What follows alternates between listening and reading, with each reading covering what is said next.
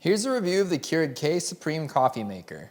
I've had several Keurig K-Cup machines over the years, and I went with this one mainly because it is not digital. I've had the classic Keurig in both the digital and the non-digital form, and I can say that I do prefer non-digital because it is much simpler. And this thing is great because, as you can see, you have 6 ounces, 8 ounces, 10, and 12 over ice and strong options. And this thing is a breeze to work. You simply just lift it up, place in your K-Cup, or if you want hot water, just leave it like that. Close it up. You'll see them all start to flash. You pick the one that you want and then press the middle button here when you're ready to go. One thing I noticed is that it actually brews the coffee slower. My other machine kind of spit the water right over the top of the coffee grinds, but this one actually takes its time and it's sort of drips it out, I guess you'd say. One of the main reasons I went with this as well is because it has a handle. If you've used those classic machines before, you know that it's kind of like an awkward way to grab it. And if you have a water spout on your fridge and you're trying to push it up against it, it gets kind of awkward. So this thing is really nice and easy to use. And as you can see, it's a very skinny,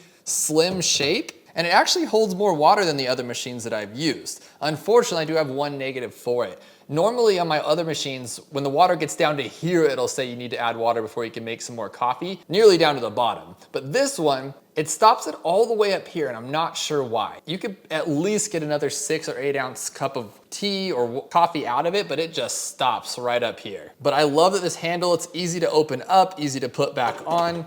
And you can also adjust where you place the water on your machine if you'd like to, but this is the default settings and that's where I like it at. I do notice this one running a bit hotter than the other machines I've used as well though. I gotta wait a little longer to drink my coffee black or to have my tea right off fresh from it. This little container at the bottom is great too. It looks small when you take off the lid right there, but it actually goes back pretty far and holds a good amount of liquid. And for those of you who haven't had that problem, you're not really sure what that's even for, it's for people like me who wake up in the morning and you're actually pretty tired and you forget to put a mug down and your coffee machine fills up coffee into the bottom of that tray, which is great. I think it's designed to be a drip tray, but it holds a lot for people like me, I'm assuming. Because I come back after I press the button and I say, where's my coffee? And I find it in the bottom of here. And luckily it holds at least 10 ounces. That's what I use, and it holds it in the bottom, which is really nice.